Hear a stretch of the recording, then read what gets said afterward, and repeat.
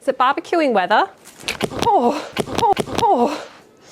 It's raining pumpkins. This is my sign for barbecue roasted pumpkin soup. Let's do it. When winter rolls around, most people pop the cover on their barbecue and wheel it into the shed, but that is a missed opportunity. I promise.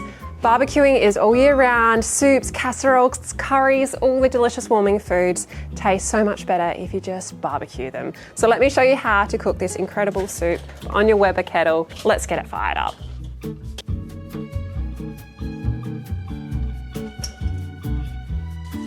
Now that our chimney is all fired up, it's a good time to get to preparing the pumpkin. One of my favorite things about this recipe is that there is minimal pumpkin cutting. It's one of the most tedious things when you're doing pumpkin soup is cutting it all up into pieces. All that you need to do is get a really sharp knife. I like to wrap a tea towel just in a circle at the bottom to keep it nice and sturdy. All that we want to do is just create a hole that's big enough that we can scoop out those pumpkin seeds and stuff some delicious aromats inside. All right, we've almost worked our whole way around.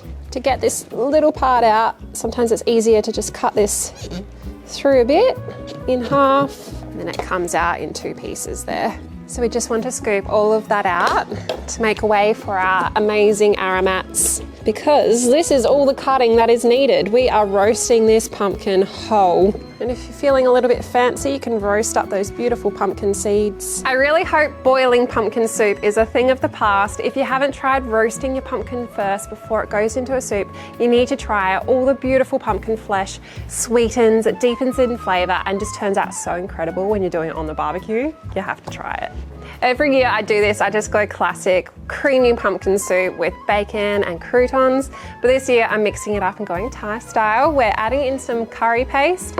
I've got some delicious aromats and we're going to stuff them all inside the cavity. We can just move our pumpkin to the side. I'm just going to roughly chop an onion. Really doesn't matter how rough it is, because at the end of the day, it's going to be all blitzed up into that soup. Just peel off those outer layers. And then I'm going in with a very healthy amount of garlic.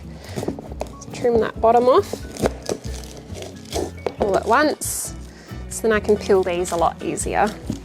If your garlic is a little tricky to peel or you don't have nails, what you can do is just gently crush it,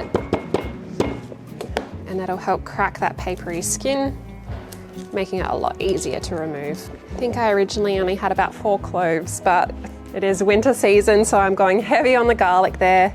Won't hurt anyone. And then onto our ginger. This is beautiful young ginger, but I am just going to quickly peel it a little, and then we'll just slice it up and get it in there. Okay, so we've got our onion, garlic and ginger. Now we can get to adding our curry paste, just about 2.5 tablespoons straight in. Good glug. About a tablespoon of olive oil, about a teaspoon of salt.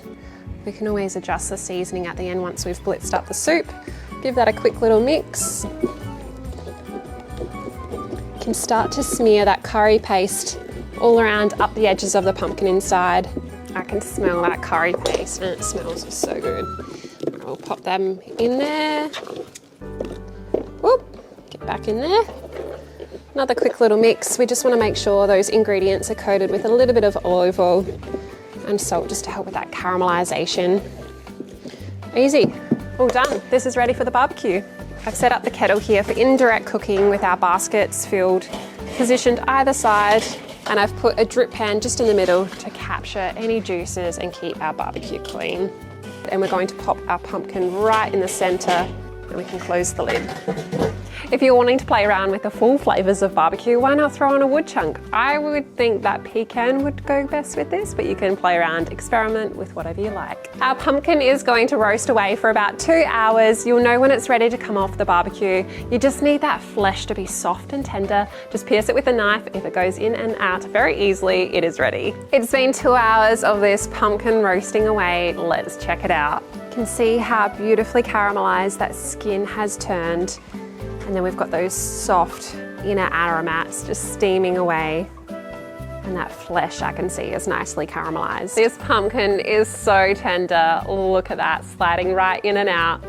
It's time to get this bad boy off. Okay, get 2 sturdy spatulas and go straight in under there.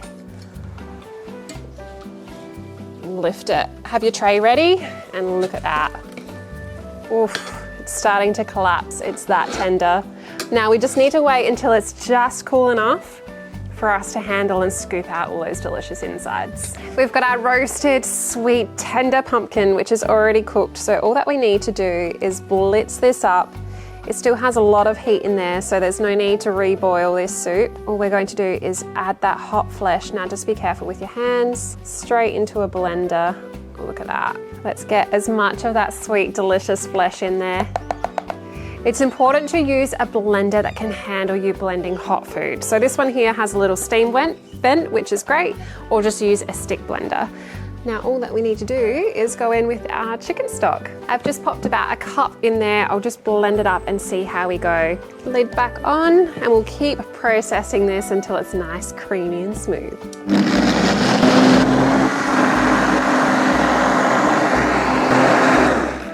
All right, let's check it out.